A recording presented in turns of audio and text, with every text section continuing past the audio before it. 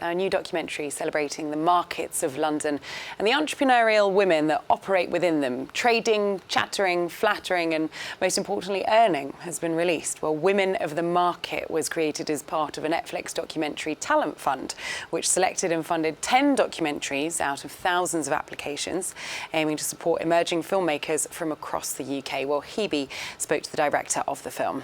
I just wanted to celebrate the women, the female traders. So I grew up visiting markets, Edmonton Market actually. Me and my mum would go, we would buy ingredients for Nigerian dishes. I'm Nigerian, so we would go and get ingredients for Nigerian dishes. We would go and get fabric to make traditional Nigerian clothes, or even sometimes have the clothing made there at the market. So yeah, the markets always felt like this place that connected me to Nigeria, to my home, and the women themselves also felt like that. When you go into their shop or you go to their store, you can hear them, they're like speaking their language with their customers. They might have Nigerian music playing. You can smell the kinds of smells that remind you of home. So the market and the women always felt like this place that connected me, and I know that they do that for so many other people in the market as well. So I wanted to celebrate what it is that they do for everyone.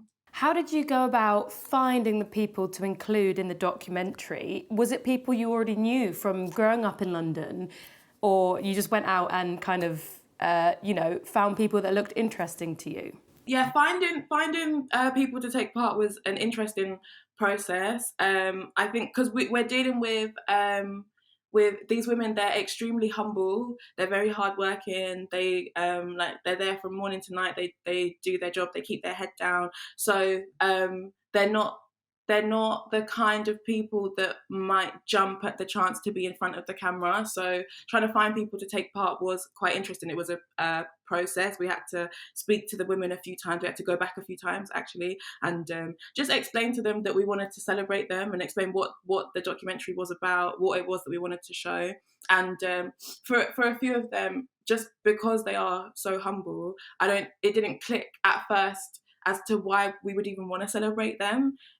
So yeah, after going back a few times and explaining to them, then they were more willing. But I'm so glad that it took that time. I'm glad that we had the time, because it meant that we got to build relationships with them and trust as well. And I think that's really important. It's important to have trust between the people in front of the camera and the people behind the camera. I don't think I would have wanted to do it any other way, because I think it can be seen on screen. So yeah, but I'm so glad that we have the women that we do have. They were also amazing. What did it feel like for you to be selected by Netflix for this fund? I mean, that must have been a really amazing moment in your life. Yeah, it was crazy. I just remember screaming on the day that I found out.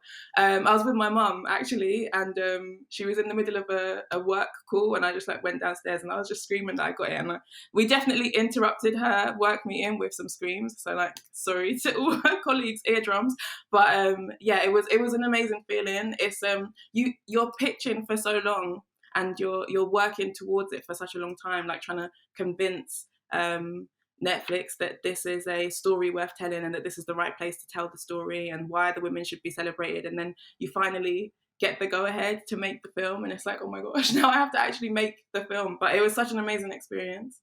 And what do you hope, when people sat at home watch the documentary, what they'll take away and learn from it? So different things for different people. I hope that for people like me that have grown up visiting the markets, I hope that they feel seen. I hope that the feeling that I know that I get when I go to the market, that feeling of being connected to home, and even just being connected to other people's cultures, I hope that they can see that in the documentary. I hope that they feel that. And then for other people that maybe don't know what it is that these markets hold, that maybe haven't visited, or don't know how much magic exists in the market, then I hope that they can see that through the documentary. You mentioned that the women in the documentary were quite hard to kind of convince, because they're so humble to be included in it. Do you think they're happy with the outcome of the documentary? Yeah, I've spoken to a few of them, and I think they're just as happy as I am. So, which was the aim. I wanted them to feel celebrated. So yeah.